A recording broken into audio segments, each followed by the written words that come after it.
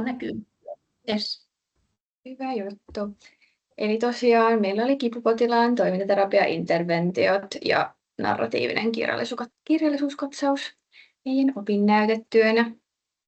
Aloitettiin tuossa viime syksynä projektia ja vähän aika sitten, muutama viikko sitten saatiin se sitten päätökseen. Joo. Ja tosiaan mä oon Iina Junnila. Ja mä oon Evi Kinnunen. Ja tähän alkuun, että mitä me nyt tässä esityksessä käydään sitten läpi, niin eka vähän opinnäytetyön teoreettista taustaa, sitten avataan tarkoitusta ja tavoitetta, toteutusta, tuloksia, luotettavuutta ja eettisyyttä, sitten vielä johtopäätökset ja jatkotutkimusehdotukset.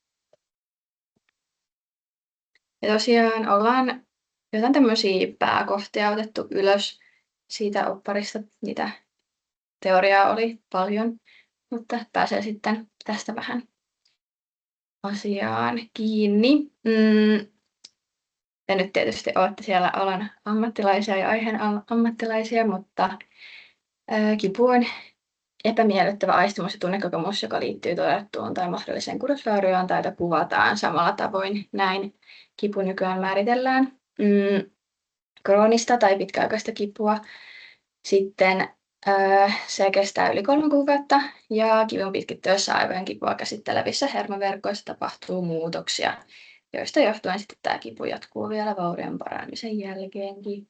Ja se sitten tietysti vaikuttaa ihmiseen laajasti niin fyysiseen, sosiaaliseen ja psyykkiseen hyvinvointiin kuin sitten toimintakykyyn. Ja Prestonin tutkimuksissa on arvioitu, että jopa 75 ihmisistä, joilla on tämmöinen pitkäaikainen neurologinen sairaus tai vamma, niin kokee merkittävää pitkäaikaista kipua. Ja pitkittyneen kivun hoidon perustana on nämä lääkkeettömät keinot. Siinä moniammatillinen yhteistyö on tärkeää, missä sitten toimintaterapialla on myös keskeinen rooli. Ja sitten sen holistinen näkökulma sopii hyvin kivun hoitosuositusten kanssa. Ja näitä interventioita tosiaan sitten tutkittiinkin tässä meidän opparissa. Ja sitten nostettiin tänne vielä empaattisen ja kuuntelevan vuorovaikutuksen merkitys kivun hoidossa, että se terapeuttinen suhde voi olla jo itsessään interventio, jossa sillä vuorovaikutustaidolla on tosi iso rooli, että pelkästään sillä empaattisella ja positiivisella viestinnällä voidaan jo vähentää kipua ja ahdistusta.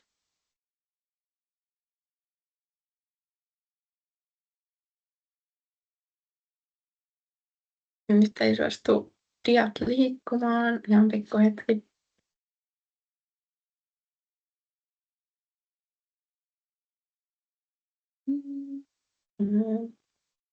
Nyt oli mielenkiintoista. Tuommoiseen numeroon mä en ole törmännytkään, että 75%, jolla neurologinen sairaus on niin kuin kipua. Se oli mulle ihan uusi tieto. Joo. Aika hurjaa kyllä. Niinpä. Koitetaan se on tosi paljon. Jakaa nyt uudelleen tämä, jos se lähtisi käyntiin.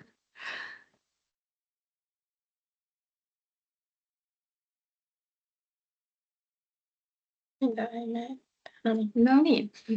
Nyt päästiin eteenpäin. Mä sanon vain tähän väliin, että meitä on niin pieni porukka tässä, että jos Anni ja Sanna ja Leena haluaa jotain kommentoida tai kysyä, niin voimme varmaan tässä ihan niin kuin keskustella ja kuunnella yhtäaikaisesti, niin kun meitä on niin vähäisen tässä mukana. Joo. Niin. Ehdottomasti sopii kyllä meille. Kyllä. No sitten meillä oli myös teoreettisena taustana tämä biopsykososiaalinen lähestymistapa. Ja tässähän nähdään, niin kun, että ihmiseen ja tämän kipuun vaikuttaa sen diagnoosin lisäksi biologinen, psykologinen ja sosiaalinen puoli sekä kokemukset ja ajatukset. Eli se kipu ei läheskään aina ole merkki patologiasta tai kudosvauriosta, vaan siihen vaikuttaa tosi moni asia. Ja tämä lähestymistapa siirtää kiinnostuksen kognitioon, emotionaaliseen tilaan, psykologiseen haavoittuvuuteen sekä niiden vaikutukseen ihmisen käyttäytymisessä ja osallistumisessa. Ja krooninen kipu vaatii erilaisen lähestymistavan ja hoitoa kaipaa koko ihminen ei vaan tietty kohta kehossa.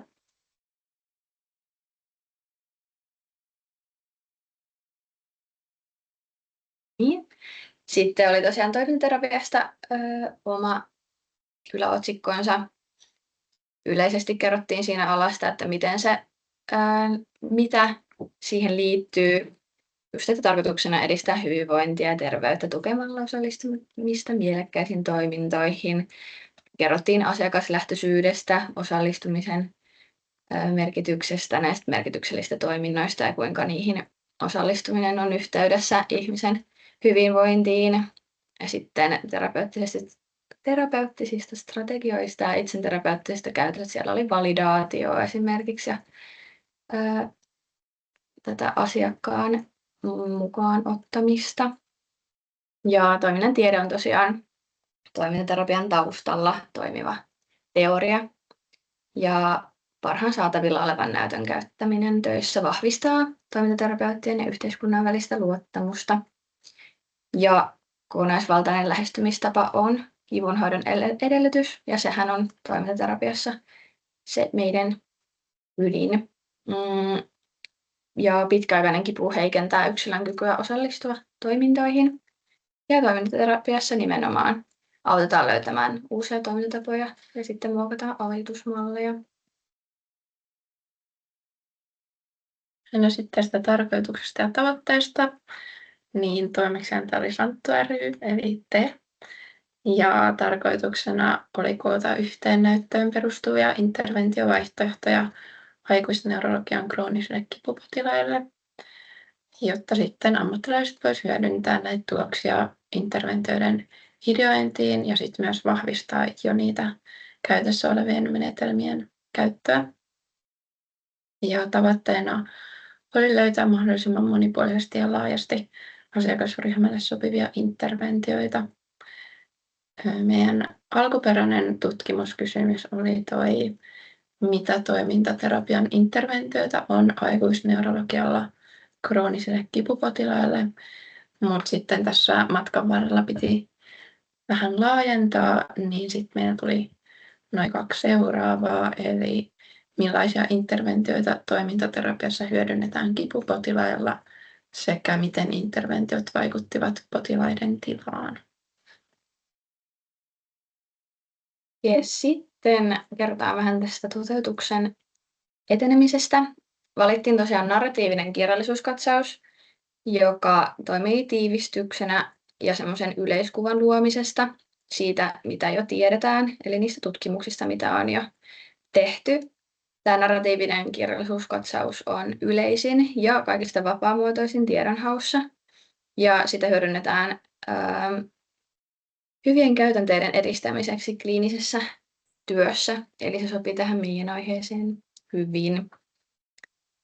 Tuossa on noita tietokantoja, mitä hyödynnettiin tässä meidän kirjallisuuskatsauksessa, ja me hyödynnettiin tässä tämmöistä eksplisiittistä valintaprosessia, joka muistuttaa systemaattista kirjallisuuskatsausta siinä määrin, että kirjoitetaan kaikki vaiheet selkeästi esille, ja sen myötä luotettavuus kasvaa ja tiedon esittäminen helpottuu.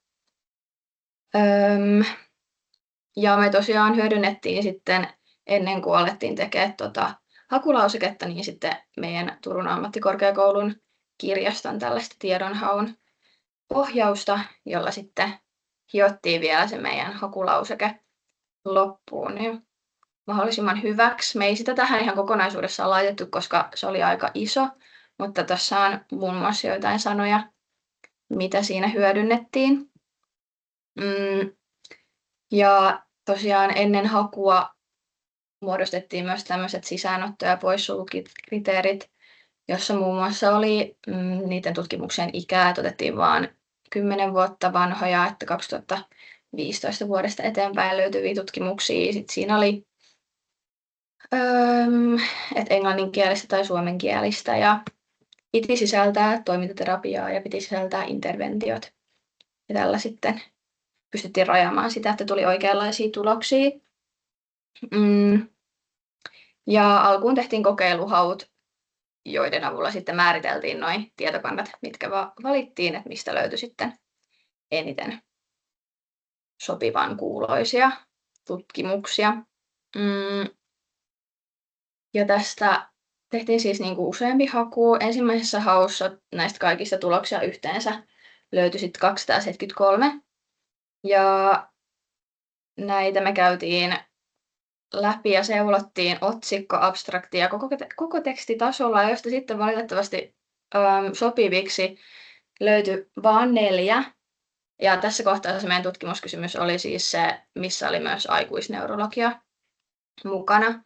Ja nämä kaikki 4 tutkimusta käsitteli fibromyalgiaa.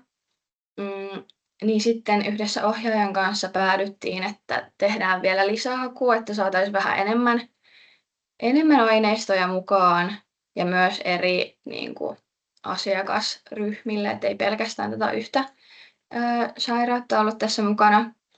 Niin sitten siinä tuloksia löytyi 355 ja näistä sitten valikoitu 6 sopimaan tähän meidän kirjallisuuskatsaukseen. Ja ne ei tosiaan kaikki ollut välttämättä just nimenomaan aikuisneurologian kontekstissa, mutta sitten päädyttiin tekemään tämä, koska ne oli aika lailla sovellettavissa tai oli sovellettavissa sitten tähän meidän alkuperäiseen teemaan.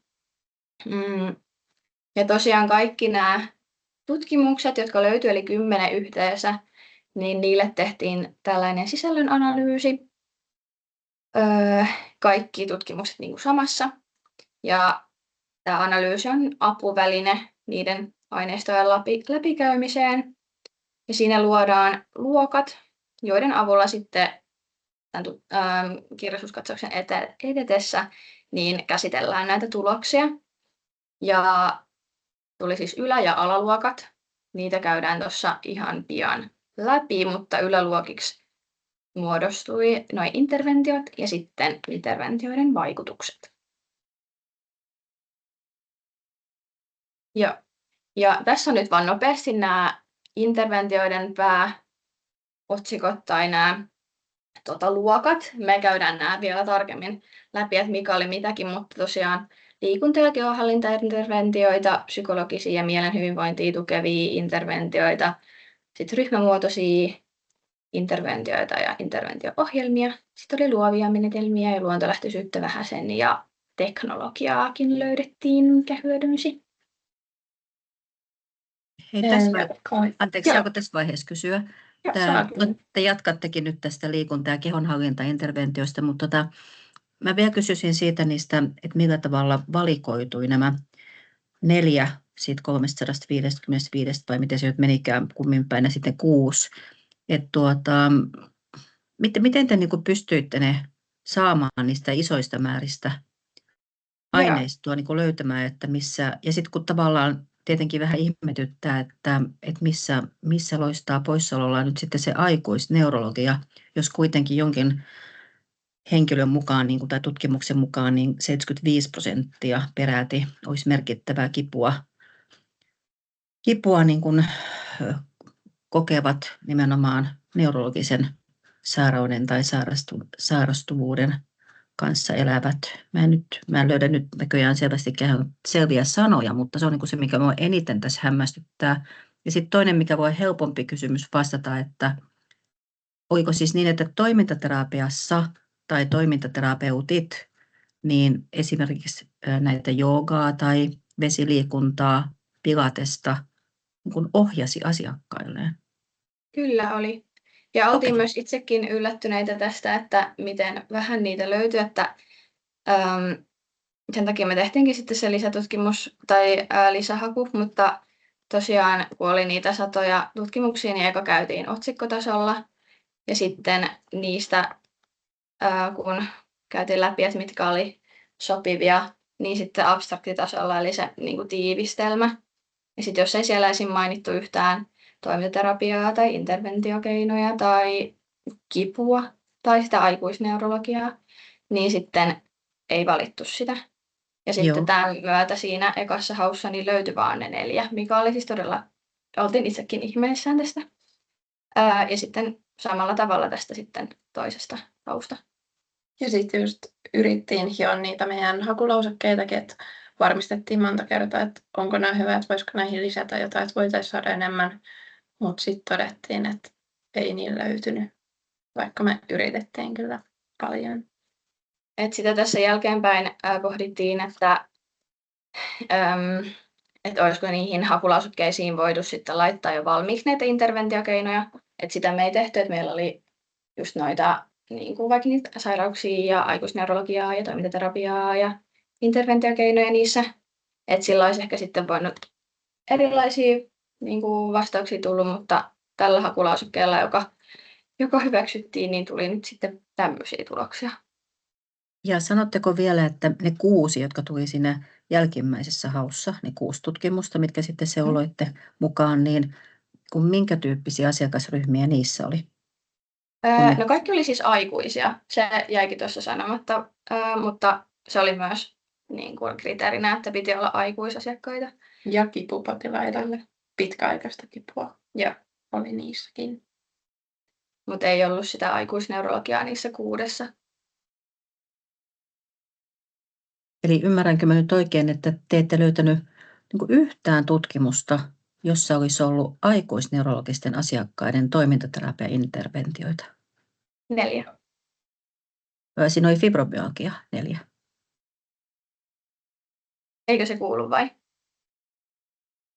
Mä en uskalla sanoa, mitä kenenkin mukaan fibromyalgia on, mutta sanotaanko, että näihin siis ihan perus aikuisneurologisiin asiakkaiden niin sairauksiin tai näin, niin ehkä niin kuin kaikki tämmöiset vaikka aivoverenvuoto, aivoinfarkti, aivopamma, MS, CP, tämän tyyppisiä, niin kuin mulle tulee enemmän ensiksi mieleen. En sano, että ne on kaikki, mutta että fibromyalgia on hyvin niin kuin sellainen omanlaisensa.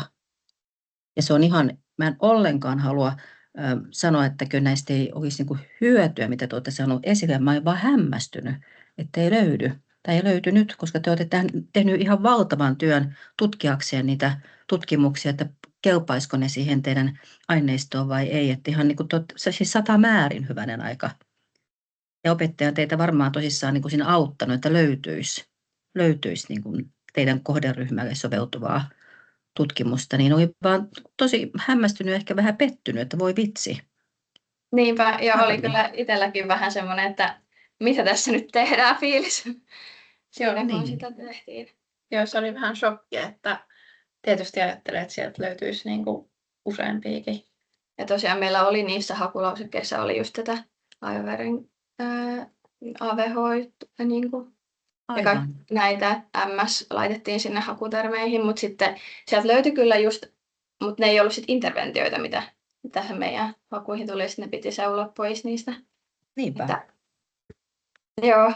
No mutta nyt me kuuntelemme teidän löytämiä interventioita, ja älkää antako tämän mun puheenvuoron liikaa haitata tätä vaan. Mä en ole yhtään yllättynyt tästä, että ei löytynyt niin kuin niitä. Että ihan varmasti se on semmoinen, mitä paljon ohitetaan, niin kuin, ja sitten ei ole tutkittu interventioita juuri niin kuin AVH ja aivovamma kuntoutujilla, vaikka heillä on paljon niitä kipuongelmia, tai Parkinson ja MS vielä enemmän on paljon kipuongelmaa, mutta heilläkin se ohitetaan varmasti kaikkien muiden oireiden joukossa niin kuin, ja sitten ei todellakaan ole niin kuin, tehty tutkimusta niin kuin, interventioista, että mitä heille sopii. Et sinänsä näin on, mutta ei mikään yllätys kyllä. Joo, harmillista. Joo, kyllä harmillista, joo. Joo, jatkakaa vaan. Yes. Eli näistä liikunta- ja kehonhallintainterventioista, niin tuosta joogasta ja aerobisen liikunnan positiivista vaikutuksista kipuun ja toimintakykyyn löytyy vahvaa näyttöä. Lisäksi myös liikuntainterventioissa havaittiin positiivisia vaikutuksia mielialaan sekä masennus- ja ahdistusoireiden vähenemistä. Ja tämä tutkimus, jossa käsiteltiin tätä joogaa, niin se interventio sisälsi jooga-asentoja, liikkeen yhdistämistä hengitykseen, meditaatiota sekä mantroja. Ja just toimintaterapeutti piti tätä, että sitten pystyttiin soveltaa kaikkia näitä eri asioita sillä jokaiselle sopivaksi. Ja siinä oli aina se toimintaterapeutti apuna. Sitten aerobinen liikunta. Siinä oli niin kuin kävelyä, esimerkiksi eri intensiteeteillä voimaharjoittelua, vesiliikuntaa. Sitten oli tuommoinen yhdistelmäinterventiot, joka oli tämmöistä, että esim. Jos toi aerobinen liikunta ja lämpöhoito yhdistettiin tai sitten venyttely ja hieronta, että niin kun se potilas itse hieroi itseään, siinä opetettiin semmoisia tekniikoita. Sitten oli tai chi, pilates ja monialaiset interventiot, jotka tarkoittaa sitä, että psykologisia sekä fyysisiä interventioita yhdistettiin. Eli esim. Kognitiivis-behavioraalisia harjoitteita sekä sitten aerobista liikuntaa. Ja sitten näitä psykologisia ja mielen hyvinvointia tukevia interventioita. Niistä tämä kognitiivis-behavioraalisista interventioista, mielikuvaharjoittelusta ja tunneilmaisuinterventioista raportoitiin lyhytaikaisia hyötyjä just kivun vähentymisessä ja sitten positiivisia vaikutuksia mielialaan. Yhtenä näistä oli mindfulness, josta löytyi vahvaa näyttöä siihen, että se auttoi kivun hyväksymisessä ja sitten siihen tilanteeseen sopeutumisessa. Sitten oli tämä MBSR, oliko sulla siitä? Mindfulness-based stress reduction. Joo, ja se tosiaan sisälsi kehoskannauksia, ohjattua meditaatioa ja sitten edukaatiota stressistä ja siitä terveydestä ja siihen kipuun liittyvistä asioista. Ja siinä mahdollisuus oli myös kotona meditointiin tämmöisten valmiiden äänitteiden avulla. Sitten oli CBT, eli tämä on se kognitiivis-behavioraalinen terapia. Ja tässä tavoiteltiin just käytöksen ja ajattelun muuttamista niiden kognitiivisten tekniikoiden avulla. Ja siihen löytyi siis sitä lyhytaikaista hyötyä. Sitten oli tämä mielikuvaharjoittelu ohjattuna. Se sisälsi 20 minuutin rentoutus- ja mielikuva-äänitteitä. Ja sitten tunneilmaisuinterventio, ja siinä keskusteltiin ja kirjoitettiin vahvoja tunteita aiheuttavista aiheista niiden potilaiden elämässä. Ja sitten yhdessä näistä tunneilmaisututkimuksissa tämän kirjoitusharjoituksen lisäksi tehtiin tietoisuusharjoituksia sekä annettiin edukaatiota kivunhallinnasta. Sitten oli vielä ACT, eli toi hyväksymis- ja sopeutumisterapia, jossa tavoitteena on lisätä psykologista joustavuutta hyödyntäen hyväksyntää. Ja tähän ohjelmaan kuului 3 psykoedukaatiota sisältävää tapaamista, 6 viikon intensiivijakso interventioille, 9 viikon kotiuttamisjakso sekä sitten jälkitapaamisia. Ja interventioina tässä toimi muun muassa silkkimaalaus, savityöskentely, ruoanlaitto sekä tietokoneella työskentely. Ja jokaisen näistä toiminnoista lomassa tähdättiin siihen psykologiseen joustavuuteen olemalla läsnä hetkessä, avoimia muutoksille sekä kiinnittäen huomiota niihin ACT:n muihin tavoitteisiin, kuten omien arvojen noudattamiseen. Ja tämä ACT:n tuoma muutos joustavampaan ajattelumalliin ja tavoitteisiin mahdollisti sen, että potilaat hyväksyi kipunsa sekä muutti niitä toimintatapojaan. Ja nämä potilaat pystyivät tämän lähestymistavan myötä keskittyä paremmin hetkeen ja kiinnittää huomiota omiin ajatuksiin sekä tunteisiin. Ja tämä ACT yhdistettynä psykoedukaatioon johti kivun ja oman tilanteen parempaan ymmärrykseen.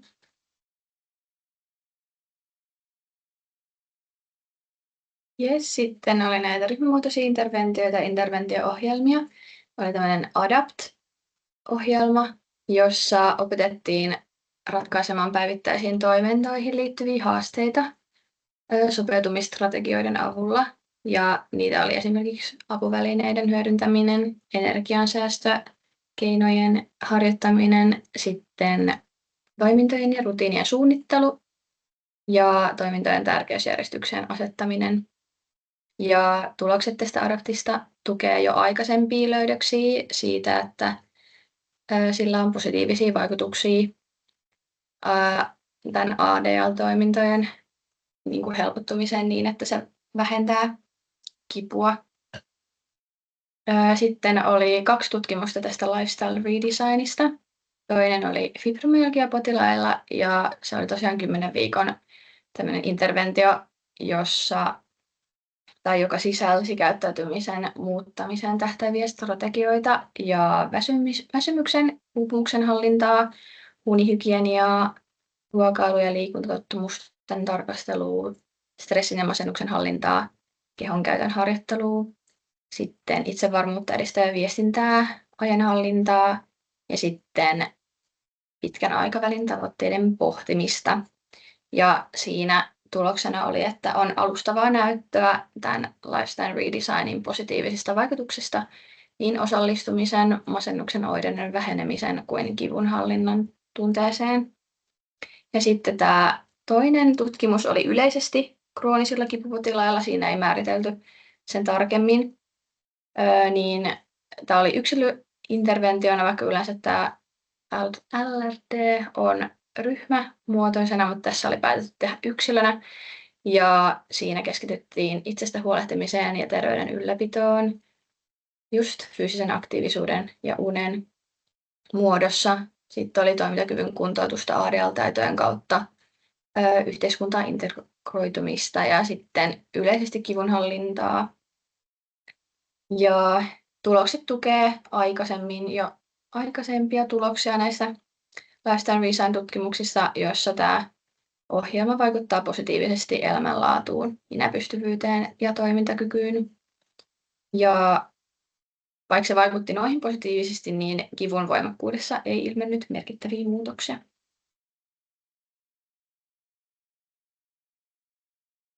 No sitten oli tuohon luoviin menetelmiin ja luontolähtöisyyteen liittyvä tuommoinen kukkasidontaryhmä fibromyalgiapotilaille. Ja se oli semmoinen 12 viikkoa kestävä interventio, jossa koottiin kukkakimppuja viikoittain. Ja nämä kimput sai sitten viedä kotiin, jotta niiden positiivinen vaikutus näyttyisi sinne arkeen. Ja tähän ryhmään osallistuminen saattoi johtaa kivun ja psykiatristen oireiden merkittävään lieventymiseen. Sitten toi teknologia hyödyntävä oli toi VR eli virtuaalinen todellisuus. Ja sen käyttäminen kivunhoidosta perustuu siihen, että se potilaan huomio saadaan pois niistä kipusignaaleista, jolloin se kivun tunne vähenee. Ja nämä tulokset osoittaa, että tämän virtuaalisen todellisuuden käyttäminen osana terapiaa voi vähentää sitä kipua ja lisätä myös hoidon mukavuutta. Tulosten perusteella sitä voidaan pitää terapiassa sopivana. Yes. Sitten tämä toinen yläotsikko tai luokka oli näiden interventioiden vaikutukset. Me ei ole tätä yhtä tarkasti avattu kuin noita interventioita, mutta koska niistä kaikista löytyy tosi laajasti niitä eri osa-alueita, mihin ne vaikutti. Siinä oli muun muassa kivun lieventymistä, kivun hyväksymistä, kivun hallinnan, tunteen lisääntymistä, psyykkisten oireiden vähentymistä, osallistumisen ja sitoutumisen lisääntymistä, toimintakyvyn lisääntymistä, minäpystyvyyden kasvamista, unenlaadun paranemista ja väsymyksen vähenemistä ja sitten yleisesti elämänlaadun paranemista. Ja näistä vaikutuksista löytyy näyttöä just useilta eri osa-alueilta, mutta tilastollinen merkittävyys vaihteli tutkimusten välillä. Mutta jokaisesta näistä alaotsikosta niin löytyi vahvaa näyttöä ainakin yhdessä tutkimuksesta. Ja tarkemmin näitä on just siinä opinnäytetyössä sitten avattu, että mikä oli mikäkin tutkimus ja mistä löytyi mitäkin. No päästään tähän luotettavuuteen. Eli tätä meidän opinnäytetyötä tehdessä me ollaan noudatettu noita Arene ry:n ammattikorkeakoulujen eettisiä suosituksia. Ja me ollaan tehty se meidän tiedonhaku läpinäkyväksi siihen meidän työhön. Ja sitten myös toi meidän lisähaku kasvatti noita tutkimusten määrää. Ja luotettavuutta ollaan pyritty lisäämään myös sillä, että meistä molemmat kävi ne kaikki aineistot läpi ja sitten mietittiin se sopivuus ja tarkoituksenmukaisuus jokaisen kohdalla, että ne varmasti sitten sopii.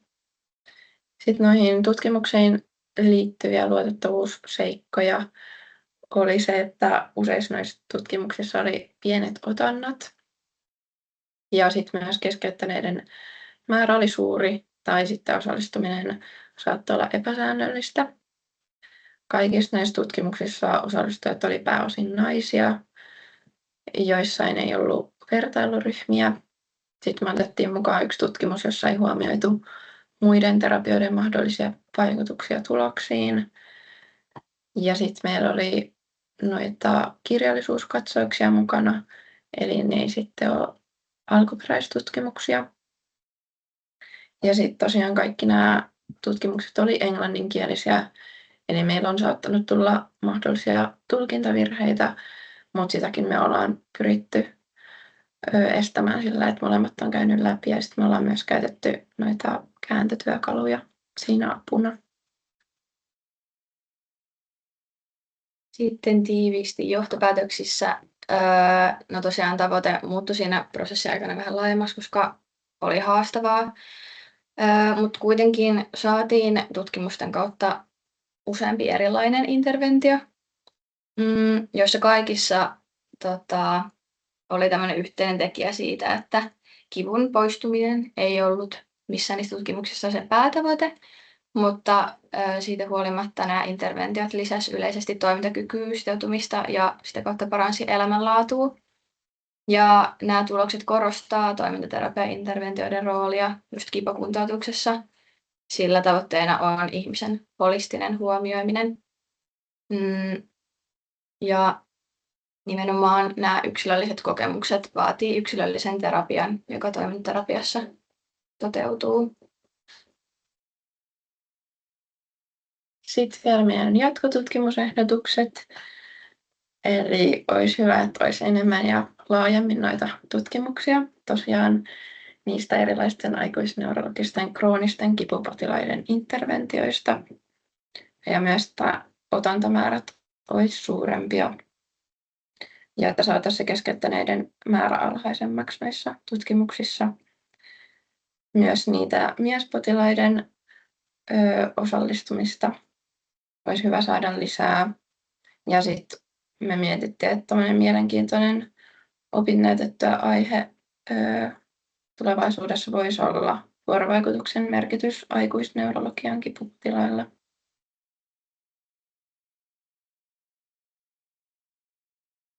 Jes, ja sitten tosiaan meillä oli siellä opparissa useampi erilainen taulukko tai liite, jotka sitten toi selkeyttä ja lisäsi sen prosessin ymmärrettävyyttä, ja ne liittyi myös siihen eksplisiittiseen valintaprosessiin. Me oltiin tehty nämä kaikki, mitä tässä nyt luki, niin on taulukkoina tai tämmöisenä niin kuin, konkreettisena esimerkkinä just sisäänotto- ja poissulkukriteerit. Sitten Prisma-kaavio sen haun etenemisestä, siinä näkyy just, että kuinka monta on löytynyt, sitten abstraktitasolla kuinka monta on suljettu pois ja sitten se eteneminen siihen, miten päädyttiin niihin valikoituihin tutkimuksiin. Ylä- ja alaluokat on kuvattu, sitten siellä liitesivuilla on vielä nämä kaikki valitut aineistot kuvattuna sillain tiiviisti, mistä sitten selviää ne tekijät, lähde, tutkimuksen tarkoitus, sitten sen aineiston keruumenetelmä ja keskeiset tulokset.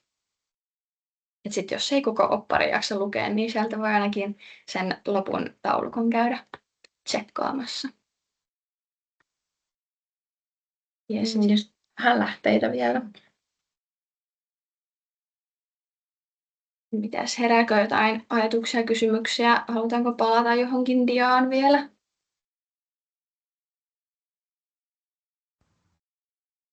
Joo, kiitos. Tosi mielenkiintoista. Mä sammutan tämän tallenteen nyt, jos me vaan keskustellaan. Niin. Joo.